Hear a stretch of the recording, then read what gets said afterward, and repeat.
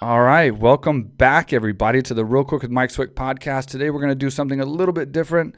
I thought it'd be kind of cool to check in on Michelle Waterson, who is headlining UFC Fight Night 177 in Las Vegas this weekend. She is at Fight Week right now in Las Vegas, so I thought I'd call in, see how she's doing, see where her head is, see how her fight week is going, and of course, see what her plans are for this weekend and her main event fight against Angela Hill. Michelle Waterson, welcome to the show. Good to see your face. Good to see you too. You look so good. Thank you. I am. I'm excited. I'm excited to fight. Yeah. That main event. It's reinvigorating. Yeah. Main event. Yeah, that's got to be a huge bonus, huh? It's really exciting. It's just a bonus in my heart, Yeah. that the UFC believes that we can bring it, and we will. The strawweights always bring it. Yeah. How is it? Because we talked back in April. Was it April? April. It's almost been 5 months exactly, I think. Like almost to the day, like April 13th, April 12th or something. And then you were talking about Fight Island, and then the whole thing was we were talking about it proceeding and having these fights, and then you had one, and then now you're back again and you're headlining at the Apex. Like, how is it you did one fight with no crowd, and now you're at the Apex for the first time. How is that? Like how is fight week compared to like a normal fight week in Vegas? Like how has it changed? It's crazy because you kind of just like go with the flow of things, and you know how fight week is. You get here and you have to do a lot of media. You have to kind of put on a show for everybody and answer all these questions. And none of that was really there for the last go around. It kind of was just very surreal, almost dreamlike. It didn't even feel like it was a fight, actually. And I think it kind of mirrored itself even in my fight. And it was kind of a dud of a fight that I keep telling people, and I've never had that feeling walking away from a fight before. And so, a lesson learned. You have to draw your energy from someplace else outside of the crowd, outside of the media, outside of the hype. And so that's what I've kind of come back to training to do is where do I draw my energy from? I draw it from myself. I draw it from the idea that I am getting better every day, that I'm learning new skills, even still as a veteran of the game, and that I get to go in there and freaking display and actually like put some leather on my opponent versus holding back the punches and sparring. So just a newfound excitement in training and in fighting in general. Yeah, no, I'm not a journalist, so I don't ask the how was fight camp and how are you going to win the fight questions or anything. But what is the theme of this fight for you? Like, what is the biggest, strongest thing that you're going into this fight with in your mind? Sometimes you want to go in and it's like a strategic fight, and I went in before where I'm like, I got to be smart, in this fight. I've got to be powerful. I've got to be aggressive. I've got to be, without being too strategic. What is this fight about for you? Like what is it, the main thing that's kind of in the back of your mind that's going to make you proud when this fight's over?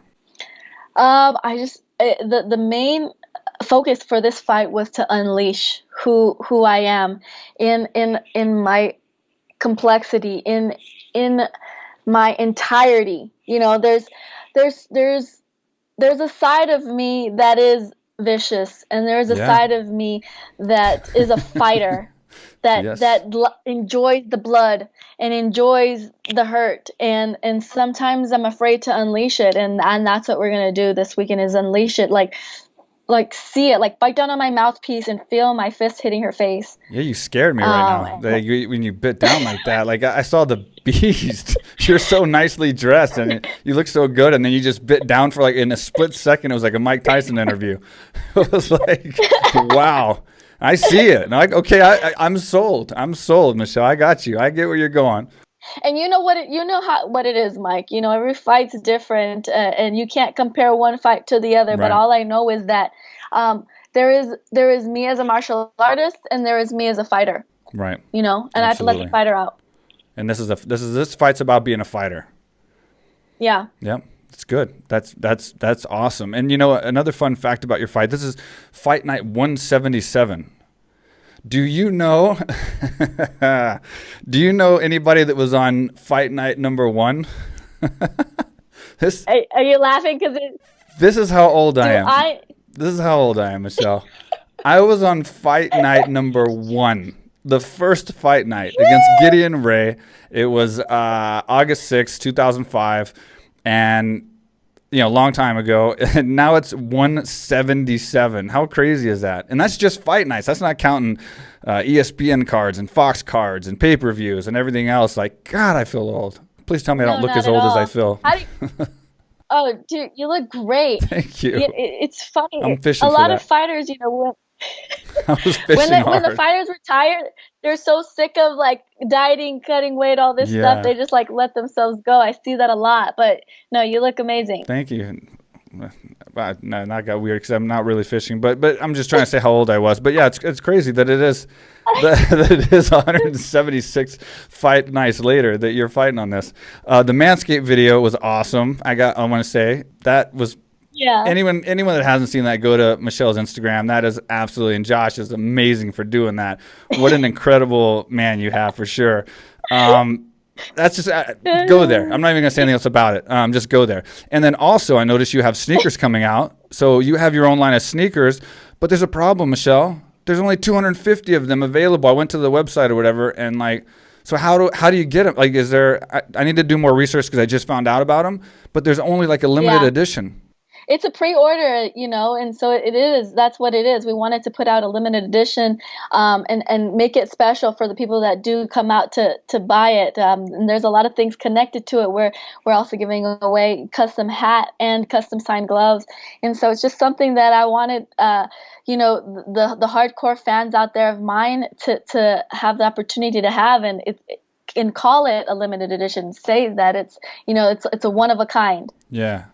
I'm going to shock you because I always find a way. And next time we have a podcast, you will see a pair of your red sneakers sitting right here. I promise you. I assure you. Next time. Yeah. So going into the fight week and everything, what is it like for you? I mean, obviously, I'm not a journalist trying to find out all these details about your training, but I want to find out what it's like for fight camp. Like for me, I was excited to go to Vegas when it came because I was so tired of training and so tired of the work. And then when I got to Vegas, it was like, I did my one session a day, and then I could go gamble. I could go to the movies. I could go eat. I could go do all these cool, fun things, get my mind off fighting. That's different now with the quarantine and everything. What are you and Josh, like, what are y'all doing? Are y'all doing Netflix? Are y'all watching shows? Like, what are you doing to kind of get your mind off of fighting? It is different. And any time I start to become overwhelmed with the fight, if there's something that I need to work out in my head about the fight, I work it out, whether it's in my head or if I literally just stand up and start shadow boxing, working through the problem. Mm-hmm. So like in that sense, that's what I do, because I think the worst thing you could do is just be alone with your thoughts and allow your mind to start battling back and forth. But for sure, even though we're quarantined, I've been pretty busy with quite a bit of media. And cutting weight is always another distraction too. Having to kind of keep track of when and what to eat and what to drink. But for sure, Netflix has been a saving grace. I binged on that new season of Away. It is really, really good. Haven't heard of it. I'm on Sinner. It's about I did Ozarks, which is beyond amazing, and then now I'm on Sinner. Oh, Ozarks is good too. Yeah. But Away is about a female astronaut who flies to the moon, and she's like the commander, but she leaves behind her husband and her daughter. Oh, wow. And I swear I was crying every episode. I don't want to cry. You're not selling me on that. I'm looking for like entertainment. I like things blowing up and like people shooting at each other. That's like my kind of thing. Sinner's like a little bit more like gets my mind going, Yeah, it is. It's highly motivational and just that's I cool, know though. it like pulls the heartstrings. No, that's cool. Well, that gets your mind off fighting for sure, or off what you're there for. What about? So you talked about the weight cut and everything. Obviously, I don't have to ask you how hard it is or what you're going through. But when the fight or when the weight is off and when you actually weigh in, do you have a favorite like post weigh-in meal? Like, do you always have like a favorite like that night of the weigh-ins special meal that you have and that you enjoy? And can you let us in on that? Yeah, well, I don't know if it's just me, but after weigh-ins, I don't want anything but water. Like I am Oh, so really? parched. And so water is like what the most excited about. So my Yeah. body armor for sure is what I like my go-to, and their drinks to replenish those electrolytes. But once the thirst is gone, Yeah. um my go-to, my mom actually makes me homemade sticky rice mango Oh, wow. with the coconut, and That's it is just that's the great. best. You can't go wrong with mom's homemade cooking, except for when I'm quarantined and I can't bring my mom with me, and so I'm missing out on that this go around. Is there like for me, like I would always go grocery shopping before I would leave for fight week, and I would just get all the worst foods possible, and I would just like stack my house with the worst foods so that when I came back, I would just like binge out for like 2 or 3 days. Did you do that, or was that just me? Was that? I I would get the you know what I do? worst food, like the worst. People would look at me when I had my shopping cart, and I'd be kind of in shape, because I'm in like full fight camp mode, and they would look at me like, are you serious, bro? Like, there's nothing healthy in your Yeah. cart. Like, there's nothing. I got veins popping out of my arms. I'm like skinny, and it's like they're just like, what in the hell is going on? That's funny. I kind of do something similar to that where I'll bake a bunch of cookies and stuff with Araya and force Josh to eat them while I'm in fight camp because I can't Wow, have them. So wow. I make Araya and Josh eat them, or I'll be on the treadmill um watching the Food Network and like the diners, drive-ins, and dives, and just watching all these crazy things. I'll go on Pinterest and I'll pin like the most insane thing, Yeah, chili hot dog cheese casserole and yeah. Twinkie cakes and stuff like that. Um, but afterwards, I think for me, what I enjoy is like a good fat burger and a beer and some fries. Well, that's no about that's for par. That's for par. What about Araya? Is she with you right now? Is she there for fight week? Or she's back home. She's waiting, No, right? You wouldn't want to bring with the Corona thing. Yeah, that makes sense. Um, if we could bring her, we would. if you could, yeah. She's in school, and that's priority for her. She has school, she has gymnastics, and she has to get things done on her own as well. Yeah, and is everything normal at fight week? I mean, as far as like there's no more cases or anything of Corona, everybody's on schedule, all the fights are still good right now? I don't know. Honestly, you never really know. When you first get here, you get tested, and then they quarantine you until you get your results. And they have it down to a science. So Mm, when you first get here, you have a certain color wristband, and then when they figure out your results, you get a green wristband to let you no. know that you're in the go. Every time you leave and you come back, you have to check your temperature, and then come Friday after the weigh-ins, we'll have to take another corona test, Hmm. and then from then until the fight, we're quarantined again. So no going out to eat with your team after Yeah. weigh-ins.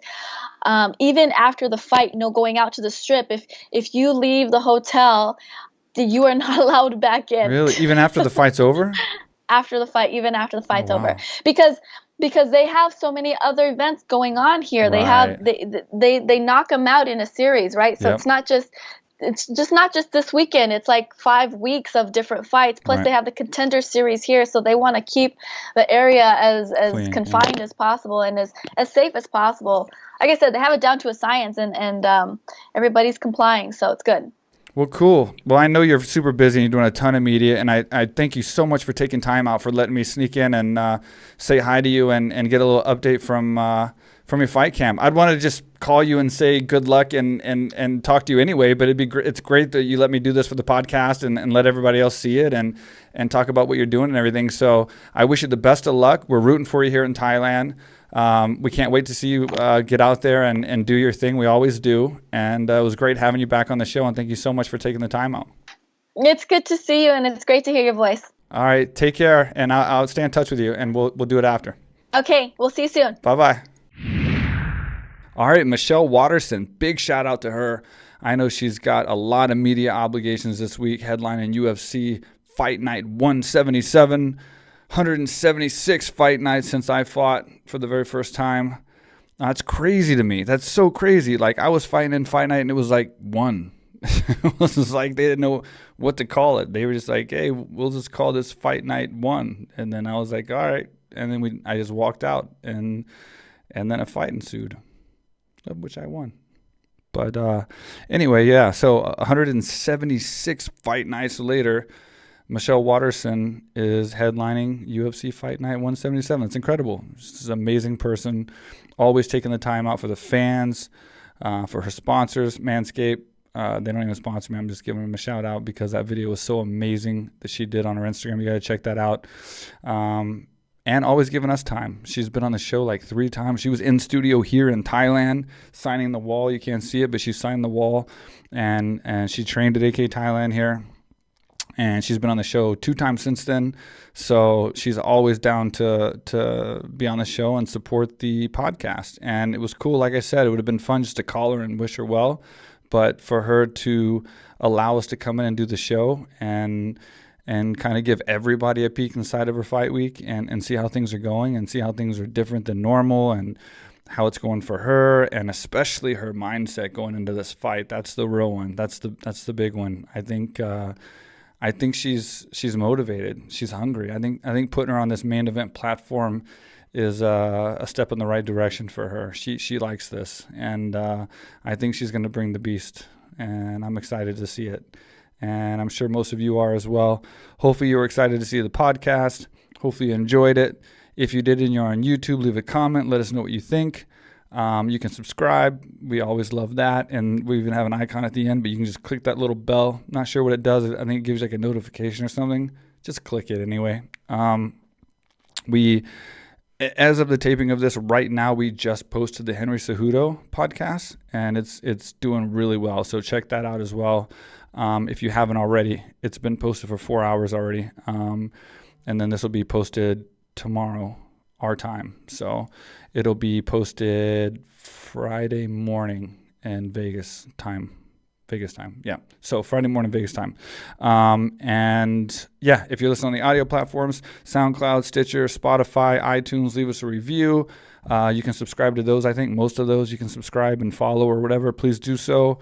Guys, I say this every time, but I greatly appreciate the support. You guys are amazing. You've been not only supporting the show, but boosting the show, giving us, more engagement, more views, more subscribers, telling your friends. We greatly appreciate it. We're building a bigger platform, getting more interesting people, and all these podcasts are helping and influencing, I think. Talking to Michelle during fight weeks, there's going to be a lot of people that's going to take away from that. And so I think it's really cool. So anyway, I'll quit yapping now and wrap the show up. So hope you enjoyed it. Thanks again for the support, and see you next time.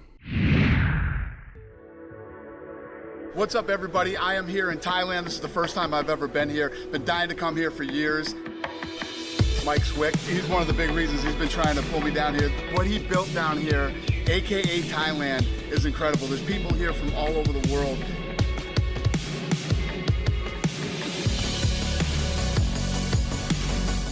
You can train mixed martial arts here, jiu-jitsu. They have weightlifting, they have cardio, and obviously they have Muay Thai, boxing, everything.